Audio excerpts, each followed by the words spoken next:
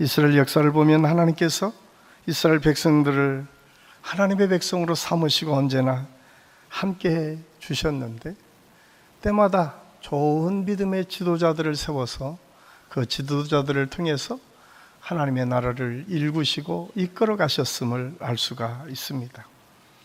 오늘 우리가 읽은 본문 말씀에 보면 이스라엘 공동체가 가나안에 들어갔을 때에 이제 새로운 리더들을 세우시고 그 리더들을 통해서 이스라엘 공동체를 이끌어 가셨다. 그때가 사사시대다. 그때는 하나님의 사람 사사들을 세워서 하나님의 나라를 통치하시고, 그 사사시대가 끝나니까 그 즈음에 하나님께서 제사장으로, 선지자로, 사사로 이 삼중직을 다 맡아서 감당했던 위대한 지도자 사무엘을 세우고, 그 사무엘을 통해서 새로운 시대를 열어가도록 준비케 하여 주셨음을 알 수가 있습니다.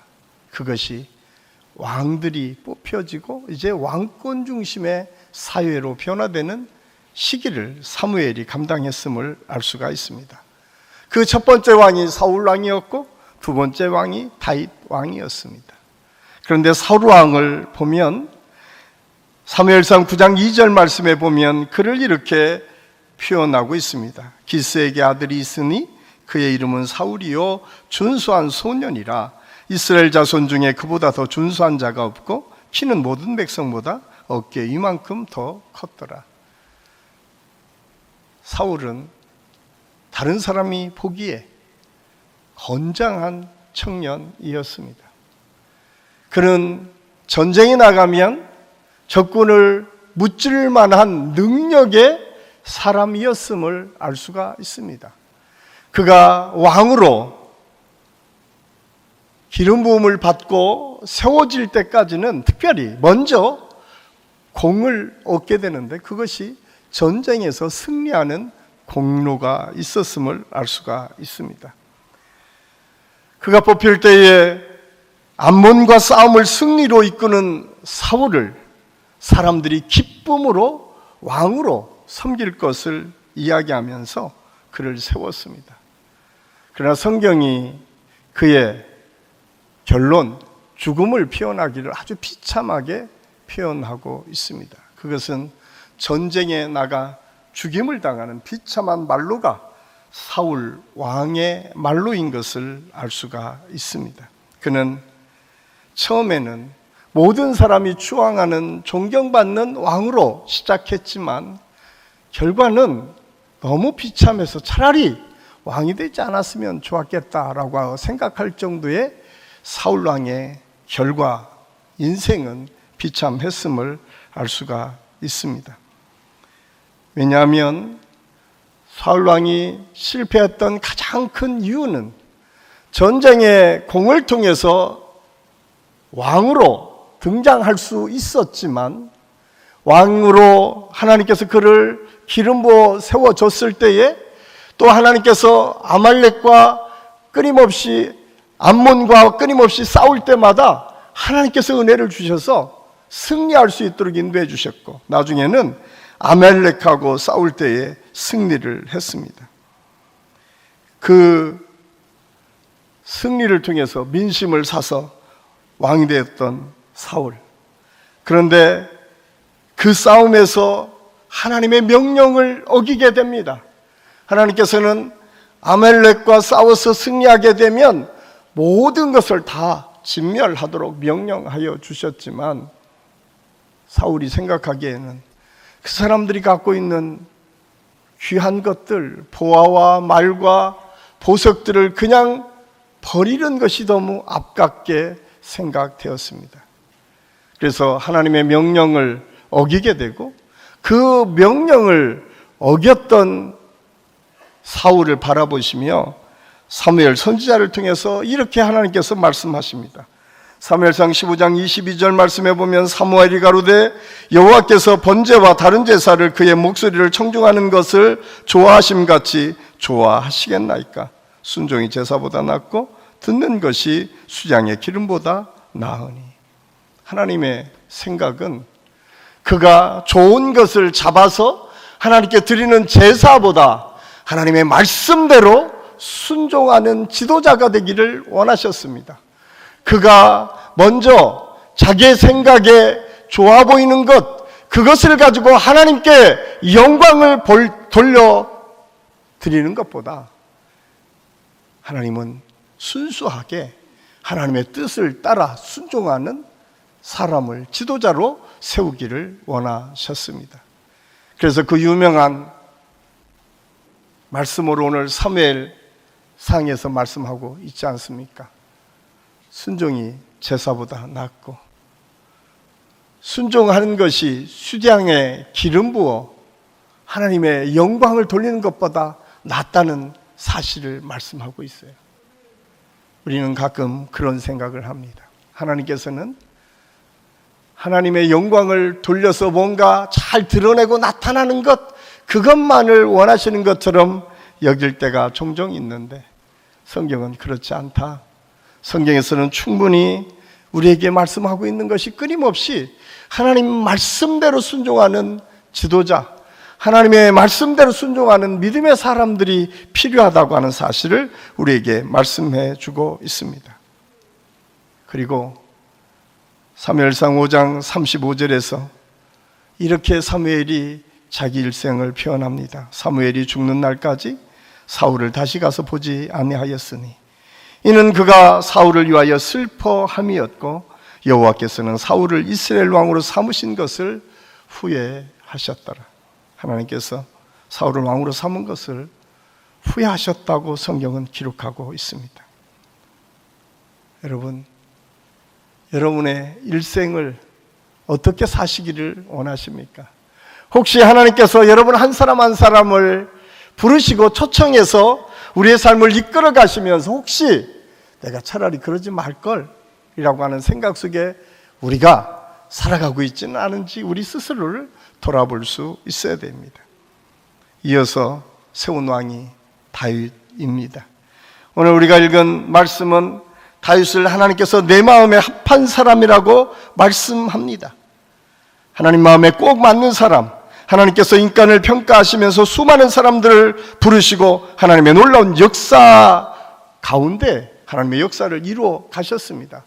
아브라함을, 모세를, 사무엘을, 엘리야를, 예레미야를 수많은 믿음의 사람들을 세우고 그들을 통해서 하나님의 역사를 이루어 가셨는데 유독 하나님의 마음에 합한 사람, 하나님 마음에 맞는 사람을 피워나기를 오늘 누가복음 13장에서 그렇게 표현합니다. 내가 이새의 아들 다윗을 만나니 그는 내 마음에 맞는 사람이라.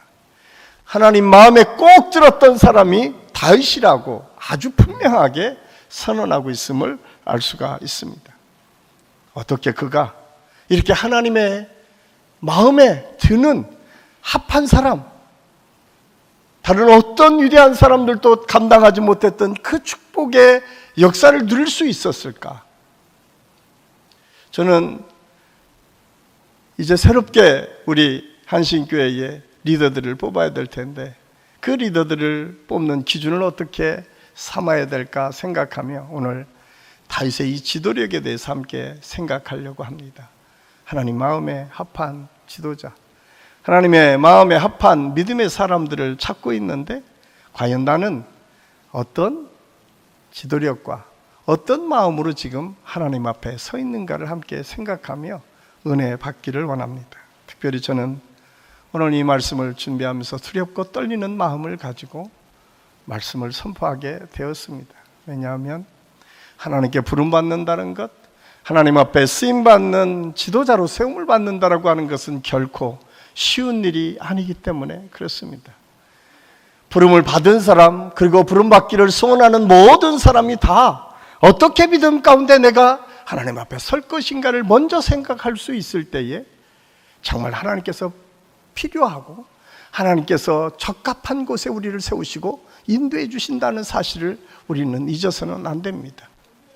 사울 왕이 왕으로 뽑혀서 모든 사람이 처음에는 존경했지만 그 말로가 비참했던 것처럼 차라리 그는 왕으로 뽑히지 않았으면 그런 비참한 생애를 살지 않았을 텐데 또한 우리가 잘 아는 것처럼 가룟 유다가 예수님의 제자가 되지 않았으면 차라리 그 일생이 길이길이 비판받고 비난받는 인생이 되지 않았을 텐데 라고 하는 생각을 하게 됩니다.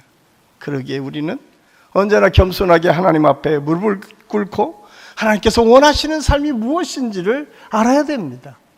그럼에도 불구하고 하나님께서는 이 역사를 이끌어 가실 때에 반드시 하나님의 사람을 통해서 역사하십니다. 구속의 역사를 시작하실 때 아브라함을 사용하셨고, 새로운 공동체를 만들어 가실 때에 모세와 여호수아를 세워서 하나님의 역사를 이루어 가셨습니다. 그리고 새로운 나라, 지금도 이스라엘 모든 사람들이 가장 돌아가고 싶어하는 나라를 세울 때는 위대한 다윗이라고 하는 믿음의 사람을 통해서 하나님의 역사를 이루어 주셨습니다. 그런데 여러분, 다윗이 처음부터 위대한 왕이 될 만한 충분한 자격이 있었던 것 같지는 않습니다. 왜냐하면 처음 기름을 붓는 장면, 사무엘이 처음 하나님의 명령을 따라 이새의 집에 가서 기름을 부을 때를 보면 그는 결코 주목받았던 인물이 아니었음을 알 수가 있습니다. 사무엘이 이새의 집을 가서 기름을 부으려고 그 자녀들을 불러 놓습니다. 하나님께서 이새의 아들 중에 기름을 부으라 하셨기 때문에 그렇습니다. 첫 아들 엘리압을 보니까 너무 멋있게 생겼어요. 충분히 왕을 될 만한 자격이 있는 것 같아요. 말도 잘할 것 같고, 그가 외모를 보니까 너무나 출중해서 그를 향해서 기름을 부으려고 할 때에 하나님께서 그가 아니라고 말씀합니다. 이어서 아비나답, 삼마, 7번째 아들까지 계속해서 기름을 부으려고 할 때에 하나님의 사인이 떨어지지 않는 거예요. 거기 모여있는 7 아들을 다 부으려고 했는데 더 이상 하나님께서 응답을 하지 않으니까 당황한 사무엘이 이새에게 묻습니다. 내 아들들이 다 여기 있느냐? 그러자 이새가 이렇게 대답합니다. 말째가 남았는데 그가 양을 지키나이다. 사무엘이 그를 데려오라고 말씀합니다. 그리고 그가 다윗인데 다윗을 보자마자 하나님의 명령에 그가 다윗의 머리에 기름을 붓고 왕으로 세우는 역사를 성경은 우리에게 증언해 주고 있습니다. 아버지조차도 믿었지 않았던 아들, 7 아들 중에 충분히 왕이 될 수 있다고 하는 자격이 아버지 생각에는 있었던 것 같습니다. 그런데 하나님의 생각은 달랐습니다. 그래서 성경은 사람은 외모를 취하지만 하나님은 중심을 보신다고 말씀하십니다. 아무도 주목하지 않고 아주 특별하지도 않았던 사람 다윗, 그는 하나님의 부르심을 받아 위대한 왕의 반열에 올라가는 기름 부음을 받았음을 알 수가 있습니다. 성경의 역사는 때로 주목받는 사람, 대단한 능력을 가진 사람, 뭔가 이룰 수 있다고 보여지는 사람들을 통해서 하나님께서 역사하시는 것보다는 오늘 다윗이 그랬던 것처럼 누구도 주목하지도 않고 별로 신경 쓰지 않았던 믿음의 사람들을 통해서 하나님께서 세우시고 하나님의 역사를 이루셨고 기독교 역사를 지금까지 이어오셨다고 하는 사실을 성경은, 우리 기독교 역사는 우리에게 끊임없이 말씀해 주고 있습니다. 조금 부족해 보이고 연약해 보이고, 그리고 우리가 보기에는 그렇게 그릇이 될 것 같지 않은 그 믿음의 사람들을 통해서 하나님의 역사를 이루어 가셨고 이루셨음을 성경은 우리에게 말씀해 주고 있습니다. 그래서 다윗은 언제나 자기 스스로를 돌아보면서 은혜 받은 사람임을 알았습니다. 다윗은 항상 그 은혜 속에 살기를 원했습니다. 다윗 왕이 기름을 받고 부음받고 첫 번째 했던 일이 무엇인지 아십니까? 그는 사울 왕의 악귀를 쫓는 일을 처음 했습니다. 찬양을 잘했던 것 같아요. 악기를 잘 다뤘던 것 같아요. 그 당시에 사울은 이미 하나님께 버림받았다고 하는 사실을 알았고 악령이 그를 사로잡아서 너무 힘들고 어렵게 했습니다. 그때마다 다윗이 가서 악기를 통해서 음악을, 찬양을 통해서 그의 악령을 쫓아내는 역할을 감당했음을 알 수가 있습니다. 오늘날 찬양을 통해서 위로받고 힘을 얻는 것, 그것은 참 오랜 믿음의 역사를 통해서 이어왔던 역사임을 우리가 알아야 됩니다. 그래서 찬양을 듣는 중에 여러분 악령이 떨어나고 치료받고 회복되는 역사를 경험할 수 있기를 간절히 소원합니다. 우리가 그런 은혜를 통해서 우리가 먼저 깨달아야 될 것은 무엇인가? 하나님께서는 다윗을 왕으로 세우시기 전에 그에게 훈련을 해주셨는데 그것은 악령을 쫓는 일이었어요. 힘들고 어려운 사울을 돕고 섬기고 그를 위로하는 일이었습니다. 여기에 중요한 믿음의 지도자들이, 교회 안에 아주 중요한 리더들이 먼저 해야 될 일이 무엇인지를 우리에게 가르쳐주고 있습니다. 그것은 위로하는 일입니다. 돌보는 일입니다. 힘들고 어려운 사람들을 찾아서 위로하고 돌보고 섬기는 일이 먼저 믿음의 리더들이, 믿음의 지도자들이 해야 될 일임을 오늘 성경을 통해서 다윗의 이 사건을 통해서 우리에게 가르쳐주고 있습니다. 그래서 다윗은 왕이 되기 전에 먼저 돌봄의 사역이 얼마나 중요한지를 깨닫고, 그는 끊임없이 자기를 미워하고 질투하고 자기를 죽이려고 하는 사울까지도 악령을 쫓아내고 그를 섬기는 믿음으로 훈련받았음을 성경은 우리에게 말씀해주고 있습니다. 그러면서 다윗의 생애를 보면 그의 생애 가운데에 위대한 믿음의 지도력이 있는데 그 모든 지도력의 출발은 하나님은 나의 목자이십니다 라고 하는 신앙 고백을 통해서 시작되었음을 알 수가 있습니다. 우리가 잘 아는 다윗의 시편 23편은 이렇게 시작합니다. 여호와는 나의 목자시니 내가 부족함이 없으리로다. 그가 목동일 때에 아무도 주목하지 않은 그곳에서도 그는 성실하게 그 일을 완수하고 책임을 졌던 믿음의 사람이었습니다. 왜냐하면 목자 대신 하나님께서 그를 보호하시고 인도하셨다는 사실을 알았기에 자기에게 맡겨준 양떼를 지키는 일에 최선을 다하는 믿음의 사람이었습니다. 그가 왕이 되었을 때도 마찬가지입니다. 모든 권세를 누리고 모든 것을 장악하고, 특별히 기독교 역사, 이스라엘 역사를 보면 다윗이 지배했을 그때가 가장 왕성한 국가를 이루었을 때인데, 그 주변의 국가까지 다 다스릴 수 있는 왕이 되었던 그 순간에도 그는 양처럼 하나님을 온전히 신뢰하고 믿는 목자의 삶을 살았음을 알 수가 있어요. 목자는 나의 하나님이십니다. 나는 하나님의 양입니다 라고 하는 고백이 그의 끊임없는 고백이었습니다. 그 고백을 단편적으로 볼 수 있는 것이 무엇인가? 그는 언제나 하나님을 두려워했습니다. 하나님의 명령이 얼마나 중요한지를 알았습니다. 사울이 하나님의 명령을 너무 가볍게 여겨서 버림받았다고 하는 사실을 알았던 다윗, 그는 하나님의 명령을 1.1획도 틀리지 않고 지키려고 했었던 믿음의 사람이었습니다. 그 단편적인 모습이 사울 왕이 그를 끊임없이 죽이러 다닐 때에, 그가 블레셋 쪽으로 피해 있을 때 사울 왕이 블레셋과 싸움을 하고 돌아가는 길이었습니다. 그런데 동굴 속에 숨어 있을 그때에 사울 왕이 그곳을 지나갑니다. 충분히 사울을 죽일 수 있는 아주 중요한 기회였습니다. 다윗과 함께 있었던 많은 군인들이 이야기합니다. 이 기회에 사울을 죽입시다. 그때 다윗이 그렇게 얘기합니다. 하나님께서 기름 부은 사람을 내가 어떻게 하겠느냐. 그럼에도 불구하고 그에게는 그런 생각이 있었던 것 같아요. 내가 당신을 죽일 수 있지만 죽이지 않습니다 라고 하는 것을 표시하고 싶었던 것 같습니다. 그래서 슬그머니 지나가는 사울의 옷자락을 살짝 뵙니다. 그리고 그가 이런 고백을 합니다. 다윗이 사람들에게 이르되 여호와께서 당신에게 이르시기를 내가 원수를 내 손에 넘기리니 내 생각에 좋은 대로 그에게 행하라 하시더니 이것이 그날이니까 하니 다윗이 일어나서 사울의 겉옷자락을 가만히 베니라. 그리한 후에 사울의 옷자락 뱀으로 말미암아 다윗의 마음이 찔려 자기 사람들에게 이르되 내가 손을 들어 여호와의 기름 부음 받은 내 주를 치는 것은 여호와께서 금하시는 것이니 그는 여호와의 기름 부음 받은 자가 됨이니라. 그 마음에 찔렸다고 해서 뭐가 찔렸습니까? 기름 부음 받은 사람에게 손대지도 말라고 했는데 슬쩍 칼로 베었던 그 표식 하나를 가지고도 그는 마음에 찔려 했다라고 말씀하고 있습니다. 여러분 같으면 어떻게 하시겠습니까?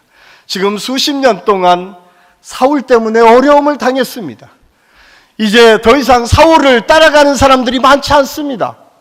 사울이 나라를 통치할 수 있는 통치력이 점점점 떨어지고 있습니다. 이제 주변에 다윗이 왕으로 됐으면 좋겠다라고 하는 사람이 훨씬 많이 있습니다. 사울의 실정을 통해서 더 이상 사람들은 사울을 따르지 않습니다. 그리고 그를 죽여야만 하는 충분한 이유들이 다윗에게 아주 많이 있었습니다. 세상에 명분이 너무너무 많이 있었습니다. 그럼에도 불구하고 다윗은 그 명분으로 판단하고 그것 때문에 하나님의 명령을 어기는 일을 범하지 않습니다.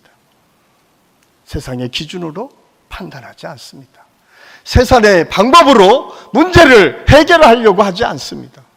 그는 하나님의 뜻, 하나님께서 원하시는 것이 무엇인지를 붙잡고 그 뜻을 따르려고 애쓰고 몸부림치는 아름다운 믿음의 모습이 그에게 있었음을 알 수가 있습니다. 오늘날 우리가 이 세상을 살아갈 때 때로는 충분히 누군가를 공격할 만한 명분이 우리에게 있을 수 있습니다. 문제를 해결할 때 그것만 없어지면 내게 더 좋은 것이 주어질 것 같은 유혹이 우리에게 있을 수도 있습니다. 그때도 꼭 기억하십시오. 하나님의 기준이 무엇인가? 하나님께서 원하시는 것이 무엇인가를 끊임없이 묻고 그것을 쫓아가는 믿음이 있을 때에 좋은 지도자, 하나님께서 기뻐하시는 지도자가 될 수 있음을 오늘 다윗을 통해서 우리가 깨닫게 됩니다. 저는 우리 한식교회 모든 성도들이 언제 어디서나 이 믿음으로 승리하며 나아갈 수 있기를 예수님의 이름으로 간절히 축원합니다. 두 번째로 오늘 다윗은 창조적인 생각으로 변화를 이끌어가는 지도자였습니다. 다윗하면 누구나가 가장 먼저 떠올리는 것이 골리앗과의 싸움입니다. 조금만 신앙생활을 했더라도, 아니 문화적인 관심만 조금만 있어도 다윗과 골리앗의 싸움은 너무나 유명한 싸움이기 때문에 모두가 잘 아는 싸움입니다. 그런데 그 싸움은 사무엘상 17장에 그 싸움이 어떻게 전개되었는지를 상세하게 기록하고 있는데, 엘라 골짜기 사이에 두고 블레셋과 이스라엘 양신령이 진을 치고 지금 전쟁을 하고 있습니다.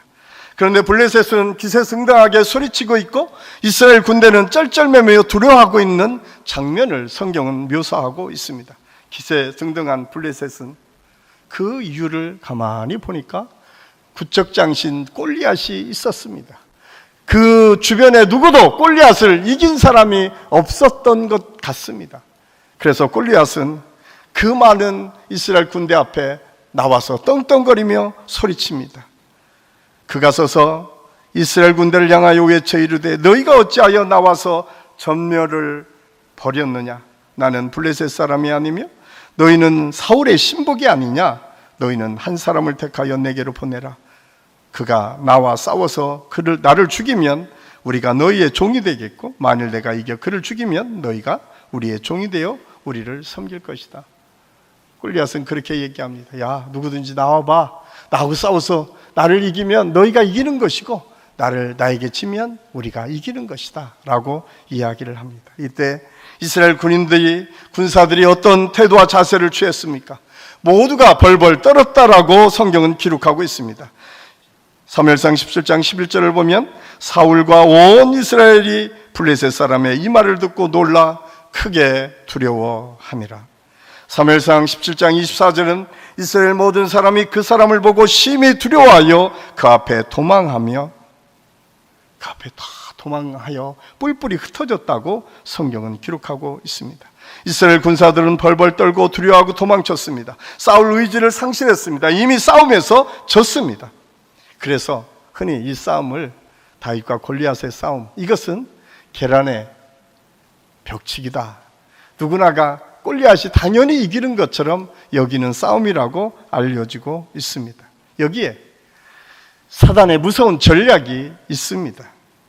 골리앗은 소리칩니다. 이스라엘 사람들이 내게로 오라, 나라와 싸우자. 오늘날에도 우리가 사는 이 세상에도 세상이 우리를 향해서 야, 싸워봐. 너희들이 할 수 있는 게 뭐야? 믿는 사람들을 향해서 끊임없이 공격하고 도전해 옵니다. 과학이, 물질이, 인간적인 방법들이 이 세상을 이끌어간다고 믿는 자들을 조롱하며 우리를 비난하고 공격할 때가 참 많이 있습니다. 그때 이스라엘 백성들처럼 믿음의 사람들은 우리에게는 더 이상 미래가 없어. 우리가 할 수 있는 게 아무것도 없어. 그 거대한 골리앗에게 우리가 어떻게 상대하며 싸울 수 있을까? 이 세상은 맞서는 상대가 아니라 피하며 그냥 적당히 타협하며 살아야 돼 라고 하는 생각 속에 혹시 살고 있지는 않습니까? 그런데 여러분, 오늘 다윗은 달랐습니다. 바로 다윗은 모든 사람이 다 떨고 있을 때에 자기가 가서 싸우겠다고 나섭니다. 그 소리를 들은 큰형 엘리압은 교만하다고 꾸짖습니다. 네가 감히 어떻게 골리앗과 싸워서 이길 수 있겠느냐라고 이야기합니다. 그러나 다윗은 아랑곳하지 않고 골리앗을 향해 나갑니다. 그러면서 이런 고백을 합니다. 사무엘상 17장 45절 우리 함께 읽겠습니다. 너는 칼과 창과 단창으로 내게 나오거니와 나는 만군의 여호와의 이름 곧 내가 모욕하는 이스라엘 군대의 하나님의 이름으로 내게 가노라. 아멘. 너무 유명한 말씀입니다. 오늘 다윗은 너는 칼과 창과 단창으로 내게 오지만 야, 네가 모욕하는 그 이스라엘의 하나님 그 이름으로 나는 내게 간다라고 그가 가지고 있었던 물맷돌 하나를 가지고 던집니다. 그런데 놀랍게도 골리앗은 그 한 방에 무너지게 되었음을 성경은 우리에게 증언해주고 있습니다. 많은 사람이 예상 못했던 결과였습니다.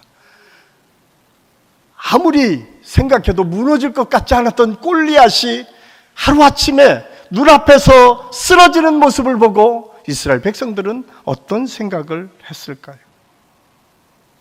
그런데 여러분, 이 사건을 전혀 다른 시각으로 본 사람이 있습니다. 그 사람은 말콤 글로드웰이라고 하는 사람이 쓴 다윗과 골리앗이라고 하는 책입니다. 이 부제는 약자가 강자를 이기는 방법이라고 설명하고 있습니다. 그러면서 말콤 글로드웰은 그렇게 얘기를 합니다. 이 싸움은 이미 골리앗과 다윗의 싸움, 이 싸움은 다윗이 이길 수밖에 없었다. 왜냐하면 골리앗은 창을 가지고 칼을 가지고 공격해 왔지만 다윗은 물맷돌을 가지고 떨어져서 공격을 했다는 거예요. 그 얘기는 무엇입니까? 요즘 이야기하면 총을 가지고 한 방에 끝냈다는 얘기예요. 인식의 전환입니다. 발상의 전환이 있었다는 거예요. 특별히 글로드웰이라고 하는 사람의 책을 보면 약자가 이기는데 이 발상의 전환이 얼마나 중요한지에 대해서 설명하고 있습니다. 이것은 다윗에게 주신 하나님의 지혜였습니다. 그가 골리앗을 봤을 때 거기에 그 마음이 떨려서 무너진 것이 아니라 그를 공격해서 이길 방법이 무엇인가를 알았고 그것을 통해서 창조적인 생각을 해낼 수 있었습니다. 오늘날 우리에게 도전해 오는 많은 세상의 도전들이 있을 것입니다. 여러분들이 도저히 싸워서 이길 수 없을 것 같은 도전이 우리가 매일매일 삶 속에서 있을 수 있습니다. 그때 여러분 떨며 두려워하지 마십시오. 오늘 다윗이 그랬던 것처럼 하나님의 지혜를 통해서 어떻게 공격하면 승리할 수 있을지를 깨달으십시오. 그리고 그것을 통해서 나아갔을 때 하나님의 역사는 반드시 승리하도록 이루어졌고 그렇게 이끌어 주셨음을 성경은 우리에게 말씀해 주고 있습니다.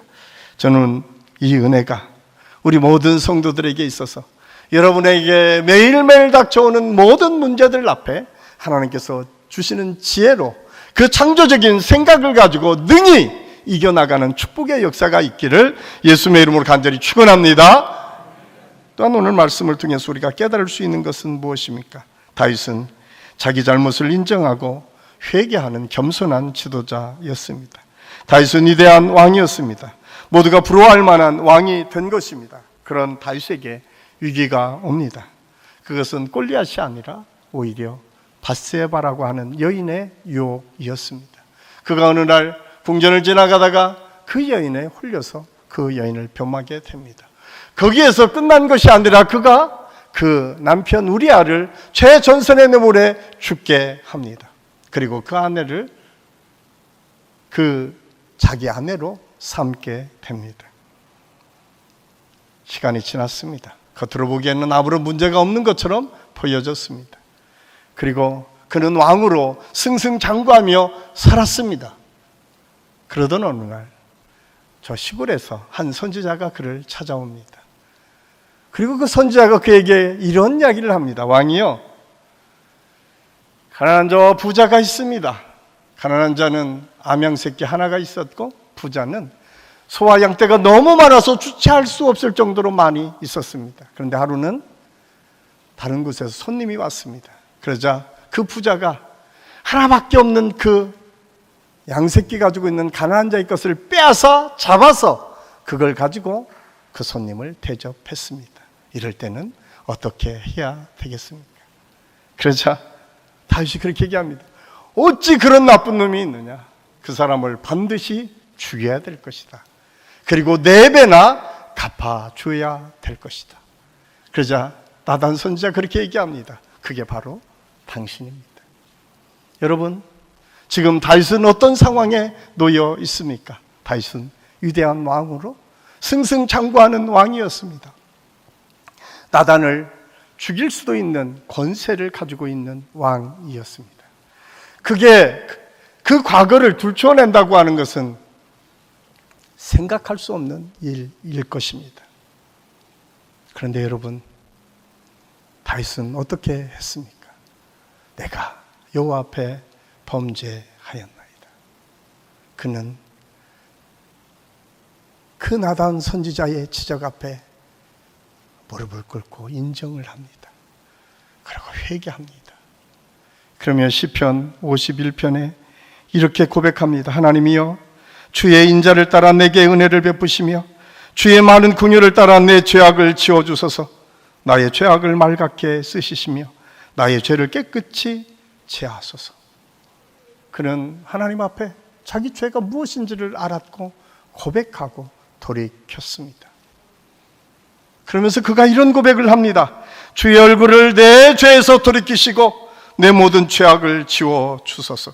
하나님이여, 내 속에 정한 마음을 창조하시고 내 안에 정직한 영을 새롭게 하소서. 다윗의 위대함은 어디에 있을까요?